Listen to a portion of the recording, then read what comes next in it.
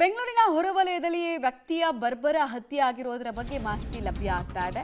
Details ನೋಡ್ತಾ ಹೋಗೋಣ. ಬೆಂಗಳೂರು ಹೊರವಲಯದಲ್ಲಿ ರೌಡಿ ಶೀಟರ್ ಬರ್ಬರ ಹತ್ಯೆ ಆಗಿರೋದರ ಮಾಹಿತಿ ಇದೆ. ರೌಡಿಯನ್ನು ಅಟ್ಟಾಡಿಸಿ ಲಾಂಗು ಮತ್ತು ಮಚ್ಚುಗಳಿಂದ ಆತನ ಕೊಲೆಯಾಗಿದೆ. ಹೊಸಕೋಟೆ ತಾಲೂಕಿನ ಸೂಲಿಬೆಲೆ ಗ್ರಾಮದಲ್ಲಾಗಿರುವಂತಹ ಘಟನೆ.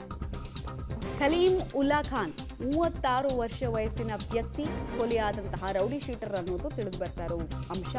20ಕ್ಕೂ ಹೆಚ್ಚು ಬಾರಿ ಮಾರಕಾಸ್ತ್ರಗಳಿಂದ ಕೊಚ್ಚಿ ಕೊಲೆ ಮಾಡಿದ್ದಾರೆ. ಅಂದರೆ ಪೂರ್ವ ದ್ವೇಷ ಯಾವ ಮಟ್ಟಿಗಿತ್ತು ಅಂತ ಗುಂಪಲ್ಲಿ ಬಂದು ಅಟ್ಯಾಕ್ ಮಾಡಿರೋದ್ರ ಬಗ್ಗೆ ಮಾಹಿತಿ ಲಭ್ಯ ಆಗ್ತಾ ಇದೆ. ಇದರ ಪರಿಣಾಮ ಈ ರೌಡಿ ಶೀಟರ್ ಬೀದಿ ಹೆಣವಾಗಿದ್ದಾರೆ, ಉಸಿರು ಚೆಲ್ಲಿದ್ದಾರೆ ಅನ್ನೋದು ತಿಳಿದು ಬರ್ತಾ ಇರುವಂತಹ ಅಂಶ ಆಗ್ತಾ ಇದೆ.